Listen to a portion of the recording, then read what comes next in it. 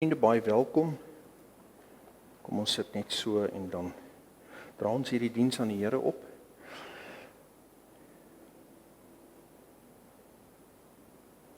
Here, ons is weer voor U vanmôre met nederige harte om te leer, om te groei.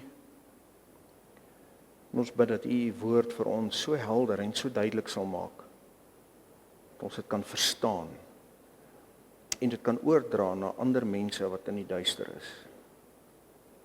Ek bid vanmôre dat U by elke huis in ons gemeente en in ons gemeenskap waar daar behoefte is, Here, waar daar seer is, dat U sal kom genees. Miskien is daar siekte, miskien is daar sonde, miskien is daar ander tipe probleme, Here, maar ons bid dat U sal kom genees. En dat U deur U Gees, deur ons gemeente en deur ons gemeenskap sal werk, Here. Dankie dat ons weet dat U is die bron van lewe en U is die groot geneesheer. En ons bid vanmôre, Here, kom werk ook in ons harte. Ons bid vanmôre, Here, vir iemand wat na die tyd na hierdie boodskap gaan luister en wat regtig nodig het om by U uit te kom. Ons bid nou al, o Here, dat U deur U Gees so 'n persoon sal voorberei. Ons vra dit in Jesus se naam. Amen. Vriende, in Micha 6 verlede week het ons gesien dat God van sy mense 3 dinge verwag. Doen wat reg is, betoon liefde en wandel nederig met God.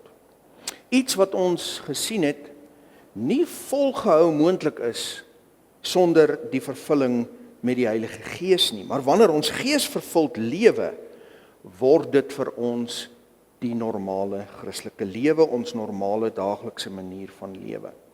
Vandag gaan ons voort na Micha hoofstuk 7. Dis die laaste hoofstuk of gedeelte in hierdie profesie van Micha. Die opskrif in ons Afrikaanse Bybels is die verdorwenheid van Sion en 'n gebed om die tussenkoms of die ingrype van die Here. In die King James, wait for the God of salvation. Ek gee aan hierdie gedeelte die opskrif of die tema Israel's confession and comfort. Nou vriende, ons sal weer so deur die hoofstuk werk, so ek sal julle sê as ons in vers 1 begin. Maar op 8 Julie 1741 het die Amerikaanse prediker Jonathan Edwards 'n nou baie bekende boodskap gepreek met die titel Sinners in the hands of an angry God. Sondaars in die hande van 'n God wat kwaad is. Dit was gebring in Enfield, Connecticut in die VSA. En hierdie boodskap van Edwards was 'n sleuteloomblik. Dit was die aanduiding van die begin van die eerste groot geestelike ontwaking of herlewing in die VSA. Sy boodskap het gefokus op die werklikhede en die ewigheid van die hel, asook op die noodsaaklikheid vir die mens om hom of haarself tot God te bekeer betyds. In baie duidelike en beskrywende terme het Edwards die sondaar beskryf as hangende oor die hel aan 'n dun draadjie van God se genade. Die impak was onmiddellik en oorweldigend. Mense het in groot getalle na God begin roep om genade en vergifnis en het hulle self opreg en in berou tot God bekeer. Vandag wil ek dan in Micha 7 saam met jou stil staan by die tema sondaars in die hande van 'n genadige God. Ons sal eers oorsigtelik oor die gedeelte beweeg vir konteks en dan sal ons fokus op 2 gedagtes: die toestand van die sondaar en die genade van God. In vers 1 tot 4 bely die volk in opregte berou hulle sonde. In God se hofsaak wat ons verlede week na gekyk het, het dit uiteindelik tot hulle deurgedring dat hulle skuldig is. En Micha as hulle verteenwoordiger bely nou hulle toestand voor die Here. Kom ons lees Micha 7 vers 1. Micha sê namens die volk: "Wee my, want ek het geword soos na die insameling van die somervrugte, soos die natrossies van die wynoes. Geen tros om te eet nie, my siel begeer die vroeë vye. Guzik skryf, namens hulle het die profeet Micha die sonde van God se volk bely. Eerstens het hy erken dat sonde hulle verarm het, want daar was geen drywe om van die eerste vrugte te eet wat hulle siel begeer nie. En daarna begin hy beskryf van hulle spesifieke sondes en hulle diep gewordelde sondes teenoor mekaar. En vanaf vers 2 tot 3 beskryf Micha dan hulle oortredinge. Die vrome het verdwyn uit die land. Daar is geen opregte meer onder die nasies nie. Onder die mense nie. Hulle loer almal op bloed. Hulle jaag elkeen sy broer met die net. Na die kwaad gaan hulle hande uit om dit dapper te doen. Die vors eis, die regter vra betaling en die groot man spreek die begeerte van sy siel uit en hulle verdraai alles. En soos ons in die eerste hoofstukke van Micha gesien het, het almal van hulle begin jaag na geld. En selfs moord en geweld was nie ontsien nie. Die reg is verdraai en daar is skaamteloos oor hulle medemens geloop. Hoe beskryf Micha die stikkende volk se toestand, vers 4. Hy sê die beste van hulle is soos 'n doringstruik. Die mees opregte, erger as 'n doringheining. Die dag van jou wagte, jou besoeking kom, nou sal hulle verwarring daar wees. Die volk het tot besef van hulle sonde gekom. Nou bekeer hulle in berou voor die Here. Nou vriende, hierdie kortstondige ware bekering en berou waarvan Micha hier praat, sou uitspeel in die dae van koning Hiskia. Hy het die volk help terugdraai na God vir 'n kort seisoen van getroue aanbidding en wandel met God. Maar sy seun wat na hom gekom het, Manasse, sou die volk nog verder wegvat van God af as wat hulle ooit sou wees. Hy sou God tart en Jerusalem vul met bloed van kant tot kant. En die enigste plat pad wat vir hulle sou oorbly, was die pad na Babylon, die vernedering en pyn wat die Babyloniese ballingskap oor hulle sou bring, maar iets waarvoor hulle uiteindelik self verantwoordelik sou wees. Dit is waarom ek van die begin af van Micha gesê het, die volk het in die langtermyn nie geluister nie. Vir 'n kort oomblik was daar bietjie hoop, maar op die groot prentjie was hulle ontrou vir die langtermyn. En daarom moes hulle uiteindelik na Babylon gaan. Maar vir hierdie oomblik waarvan Micha praat, is hulle in berou voor die Here. Micha beskryf verder van vers 5 tot 7 die verbrokkelende verhouding tussen God se mense. Luister wat sê hy. Hy sê vertrou geen metgesel nie. Maak op geen vriend staat nie. Let op die poorte van jou mond teenoor haar wat in jou skoot lê, want die seun minag die vader. Die dogter staan op teen haar moeder, die skoondogter teen haar skoonmoeder, die man se vyande is sy huisgenote, 'n tema wat ons reeds in die vorige hoofstukke gesien het. Maar vers 7 sê hy, ek sal uitsien na die Here, ek wil wag op die God van my heil, my God sal my hoor. Hulle kon nie meer op mekaar vertrou nie, maar dit het ten minste gehelp dat hulle op die Here sou begin vertrou. Dis hoekom hy sê in vers 7, maar ek sal uitsien na die Here, ek wil wag op die God van my heil, my God sal my hoor. Vanaf vers 8 tot 10 beskryf Micha dan die nederige toestand van God se mense. Wees nie bly oor my nie, o vyandin, al het ek geval, ek staan weer op. Al sit ek in duisternis, die Here is 'n lig vir my. Die toorn van die Here sal ek dra, want ek het teen hom gesondig, totdat hy my saak verdedig en my reg verskaf. Hy sal my uitlei in die lig. Ek sal met welgevalle sien hoe hy geregtigheid oefen. Ook sal my vyandin dit sien en skaamte sal haar bedek wat vir my sê, waar is die Here jou God? My oë sal met welgevalle op haar neersien. Nou sal sy vertrap word soos die modder van die strate. In die tweede deel van hoofstuk 7 begin God dan om sy volk te troos en te vergewe.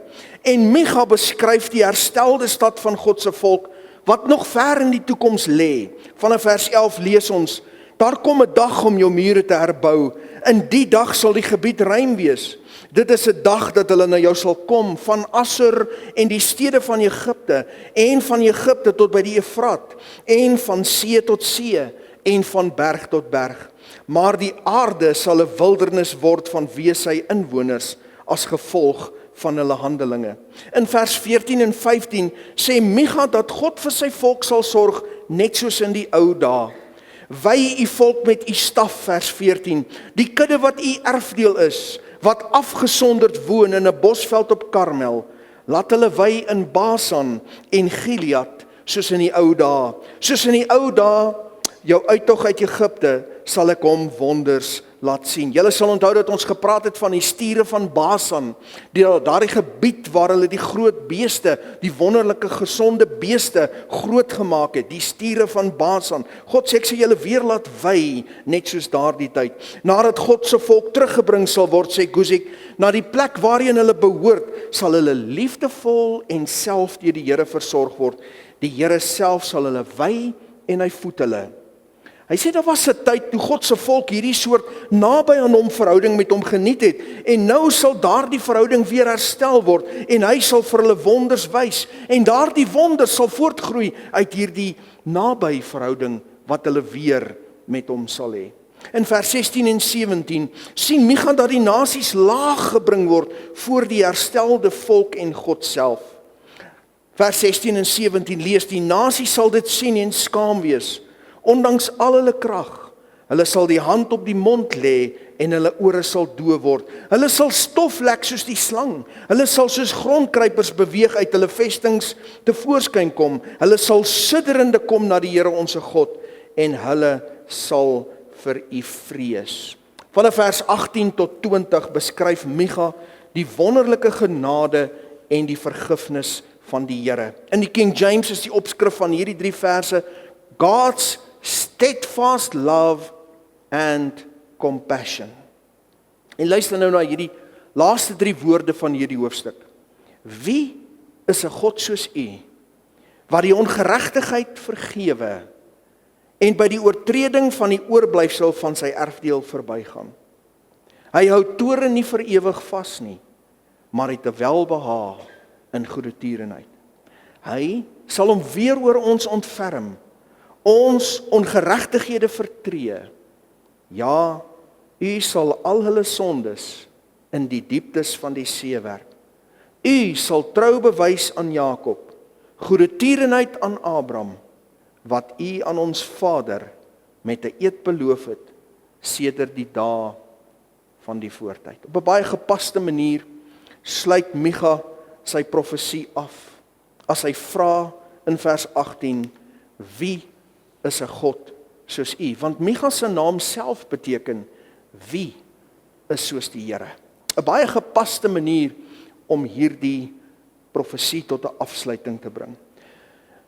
Nou dat ons die hoofstuk verstaan en weet wat hier aan die gang is, wil ek graag saam met jou stil staan by hierdie 2 gedagtes vanmôre. Die eerste gedagte, die toestand van die sondaar.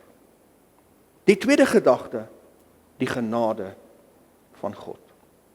Die eerste gedagte vind ons in vers 4, waar Micha die toestand van God se volk beskryf. En hy sê, die beste van hulle is soos 'n doringstruik.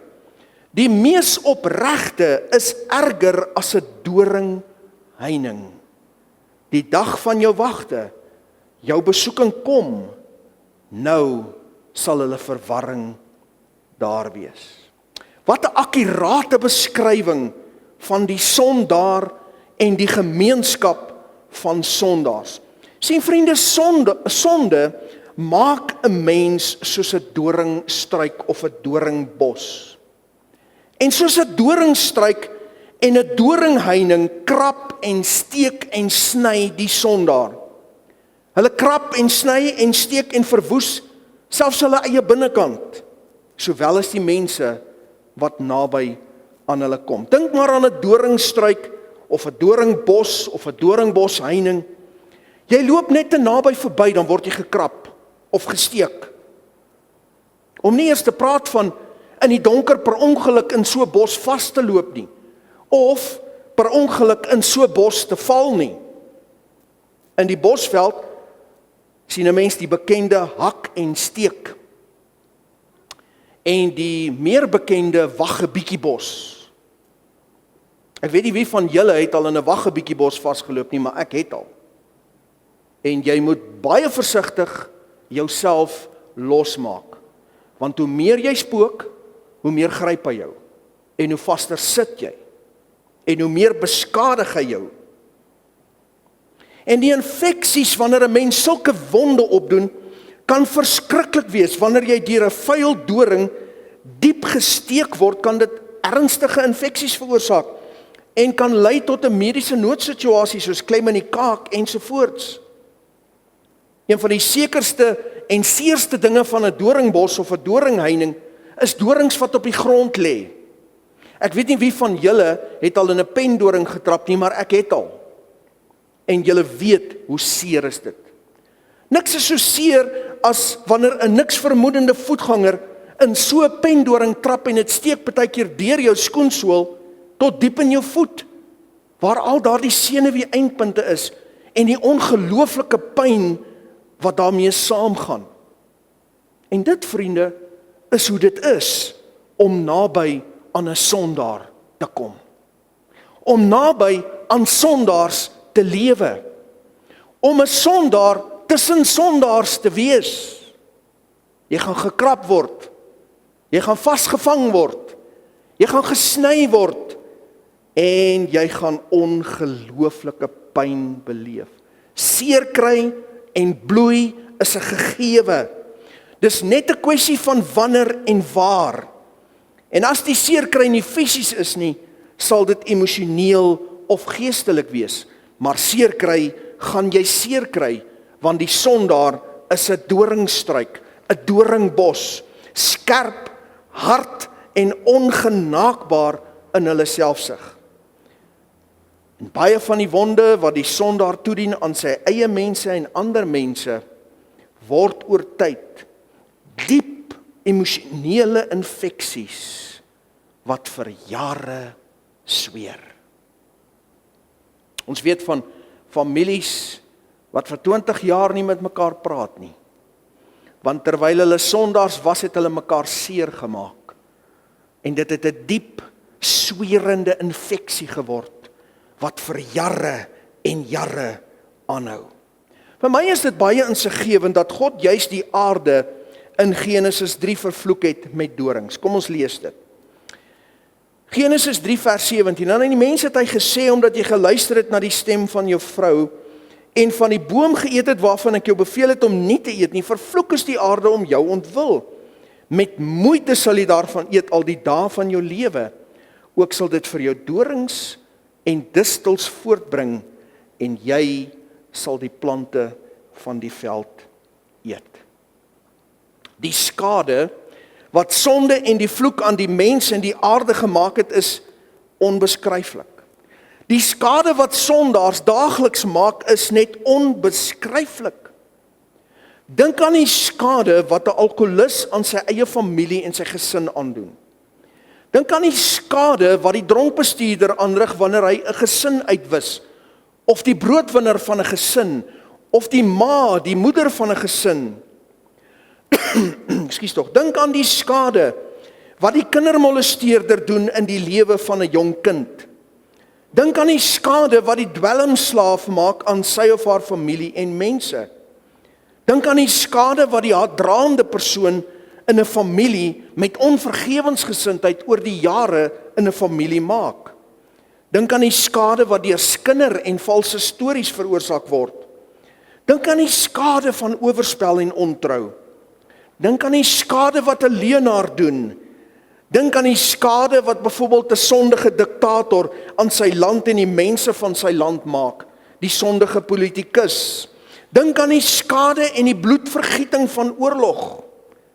Dink aan die skade wat die moordenaar aanrig wanneer hy iemand doodmaak wat geliefd was in 'n gesin en in 'n gemeenskap. Dink aan die skade wat die verkragter aanbring. Dink aan die skade en die onreg wat die gierige mens aanrig oor die verloop van 'n leeftyd. En wat interessant is, vriende, is dat dit vir baie jare mense glad nie pla nie. Hulle leef daarin.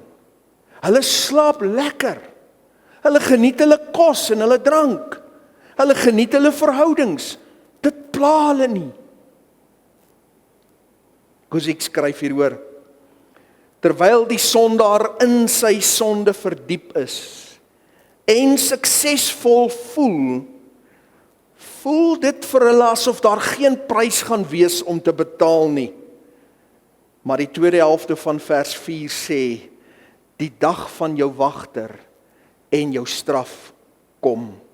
Die versekerde selfvertroue van die sondaar verander dan skielik in algehele verwarring.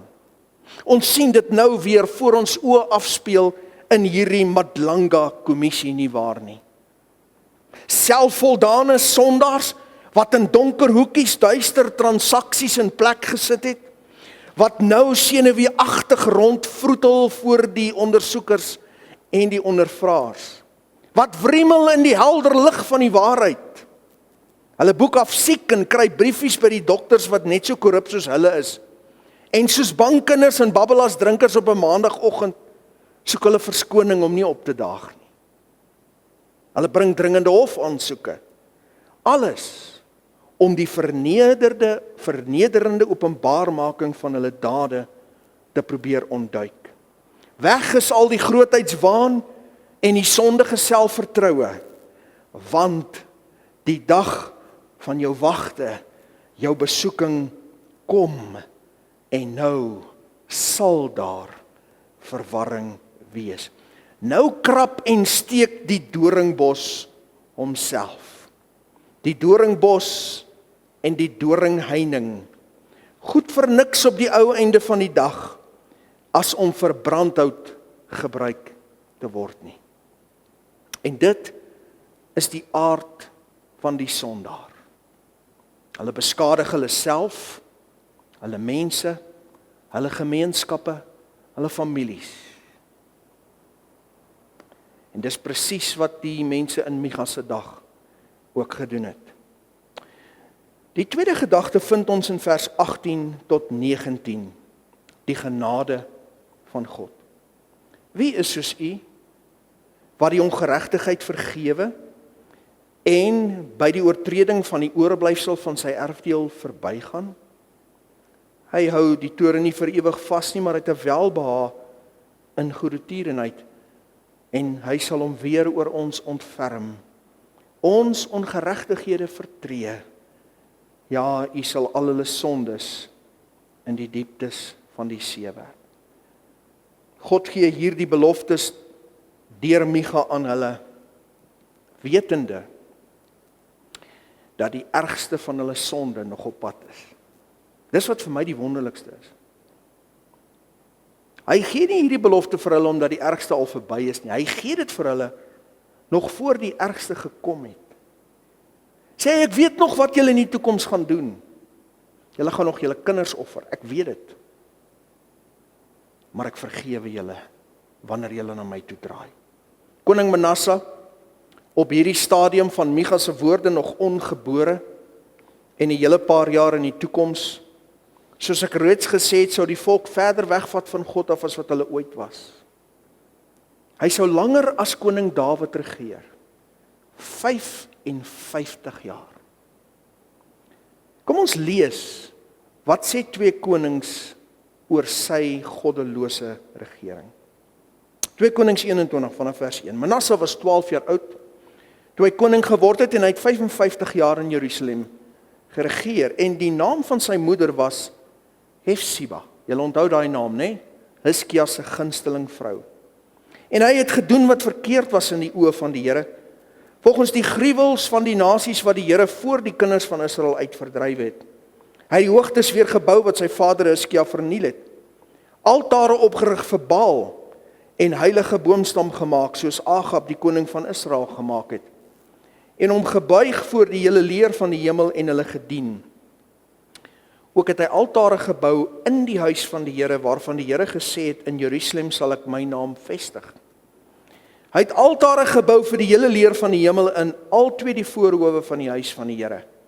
Ook sy seun deur die vuur laat deurgaan, Moloch, en met golery en verklarings van voortekens omgegaan, dode besweerders en waarsêers aangestel, en hy het baie gedoen wat verkeerd was in die oë van die Here, om die Here te terg. Hy het ook 'n gesnede beeld van Asera wat deur hom gemaak is in die tempel gesit, waarvan die Here vir Dawid en sy seun Salomo gesê het, in hierdie huis en in Jerusalem wat ek verkies het uit al die stamme van Israel, sal ek vir ewig my naam vestig. En ek sal die voet van Israel nie meer laat rondswerwe uit die land wat ek aan hulle vaders gegee het nie, as hulle net sorgvuldig handel volgens alles wat ek hulle beveel het en volgens die hele wet wat my knegt Moses hulle beveel het, maar hulle het nie geluister nie. En Manasse het hulle verlei om meer kwaad te doen as die nasies wat die Here voor die kinders van Israel uitverdelg het.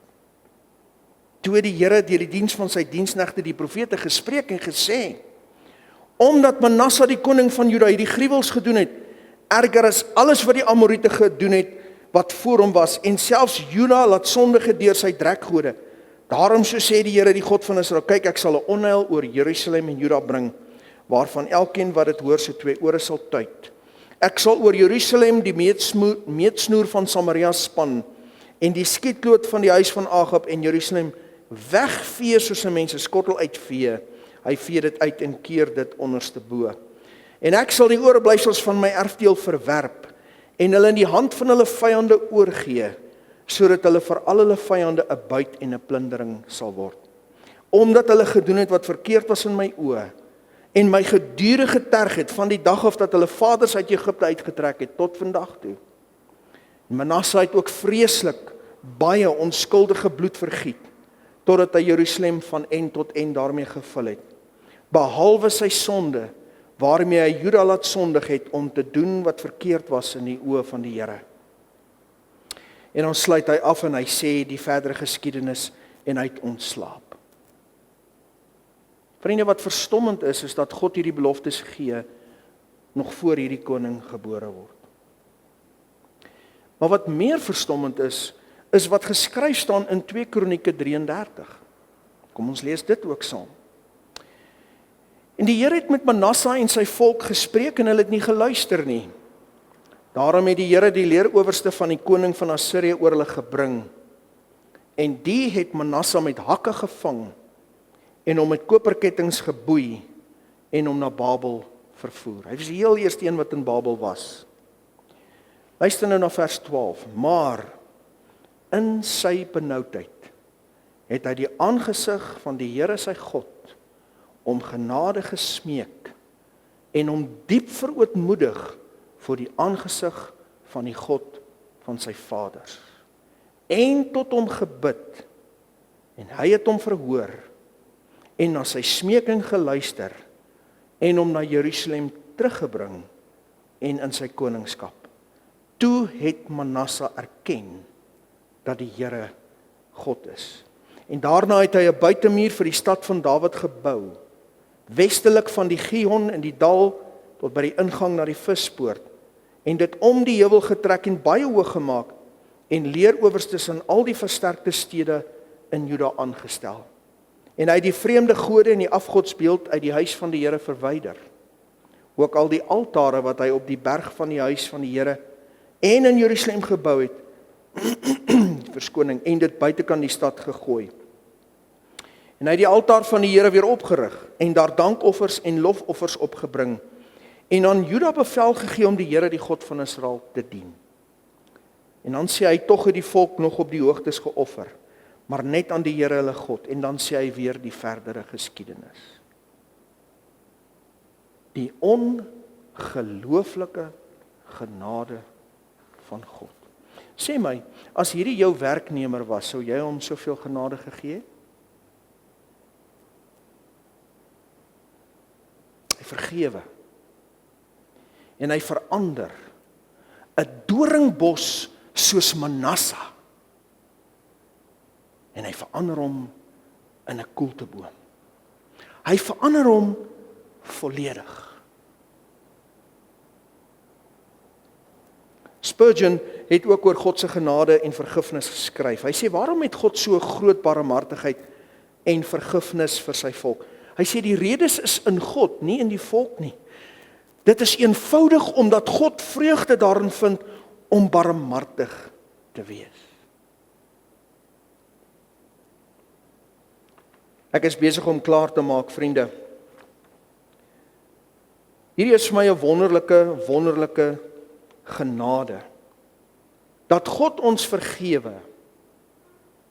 En hy vergewe ons sonde op so 'n manier dat dit in die dieptes van die see gewerp is. Jonathan Edwards was reg toe hy in 1741 gepreek het. Toe hy gewaarsku het dat sondaars aan 'n baie dun draadjie hang oor die vlamme van die hel. As jy vandag nog 'n doringbos in sonde is, wat jouself seermaak en almal om jou, dan is jy waarlik op dun ys. Daardie fyn draadjie breek in 'n oomblik, en meestal onverwags. Wat dan op jou wag is ewige verskrikking wat ek nie eers kan begin om korrek te beskryf nie. Jesaja sê net ewig afgryslik. Want doringbosse moet uiteindelik verbrand word omdat daar niks anders daarmee gedoen kan word nie. Maar as jy vandag nog lewe en asemhaal, en ek dink hierdie boodskap is nie vir iemand hier by ons vanmôre nie, miskien is dit vir iemand wat later hierna gaan luister. As jy vanmôre nog lewe en jy haal asem, kan jy gered word, jy kan vergewe word, jy kan verander word van 'n doringbos na 'n koelteboom. 'n Boom wat geplant is by waterstrome, wat aan mense koelte gee, wat vrugte gee, wat skuiling bied. Maar dan moet jy jou in opregte berou bekeer voor die Here, soos Manasse. Nie spyt oor sonde nie, ware, opregte berou. Morgan skryf daar is 'n verskil tussen spyt en berou. In spyt is 'n man jammer vir homself. Hy rou oor sy sonde omdat dit lyding oor hom gebring het. In berou is 'n mens bedroef oor die skade wat dit aan God gedoen het, en jy aanvaar die persoonlike lyding wat oor jou gekom het, omdat jy vertrou dat dit jou van jou sonde sal vrymaak. Indien jy so na God toe draai, sal hy jou hele lewe verander. Hy sal jou verander van 'n doringbos na 'n koelteboom. Psalm 1. Luister, wat is God se plan vir jou? Welgeluksalig is die man of vrou wat nie wandel in die raad van die goddelose en nie staan op die weg van die sondaars en nie sit in die kring van die spotters nie, maar sy behaas in die wet van die Here en hy oordink sy wet dag en nag. Hy sal wees soos 'n boom wat geplant is by waterstrome, wat sy vrugte gee op sy tyd en waarvan die blare nie verwelk nie, en alles wat hy doen, voer hy voorspoedig uit. So is die goddelose mense nie, maar soos kaf wat die wind verstrooi. Daarom sal die goddelose nie bestaan in die oordeel en die sondaars in die vergadering van die regverdiges nie. Want die Here ken die weg van die regverdiges, maar die weg van die goddelose sal vergaan. Almal van ons gaan sterwe, vriende. Almal van ons. Selfs jy wat nou na hierdie video sit en kyk later, jy gaan sterf. Ons almal sterf. As die Here vertoef om te kom, gaan ons almal sterwe. En ek lag so in my binnekant hierdie week toe die nuus breek dat Chuck Norris dood is. Nou weet ons regtig, nie eers Chuck Norris kan vir ewig lewe nie. Ons almal gaan sterwe. Almal van ons. Sal jy gereed wees? Ek gee nie om wat jy gedoen het nie. As God vir Manasse kon vergewe, sal hy jou vergewe. As jy in berou kom en opreg bely, sal hy jou vergewe. Wat gebeur dus met die sondaar in die hande van 'n genadige God? Die sondaar verander van 'n doringbos na 'n koelteboom. Wat 'n seën. Is jy vanmôre moeg vir sonde? Moeg om 'n doringbos te wees wat jouself beskadig en almal om jou? Draai na die Here Jesus. Daar is meer as genoeg genade. meer as genoeg. Kom ons bid saam. Here, ons as 'n gemeente wil vanmôre kom bid vir iemand wat na hierdie boodskap later gaan luister. Iemand wat in sonde lewe al vir baie jare. Iemand wat dalk redeneer en sê, ek het soveel sonde gedoen, God kan my nie vergewe nie. Ek waarborg jou, jy kan nie meer sonde gedoen het as Manasse nie. Ek waarborg jou. Wil jy nie na God toe draai? Soos Manasse in die Ou Testament. En voor God rondkruip en jou sonde bely. En in ware berou jou bekeer, sodat hy jou kan verander van 'n doringbos na 'n kulteboom wat vrug dra, wat 'n seën is. Sal jy kom en hom vertrou? Here, ek bid dat daardie persoon of persone waarlik aan U sal oorgee. Ons vra dit in Jesus se naam. Amen.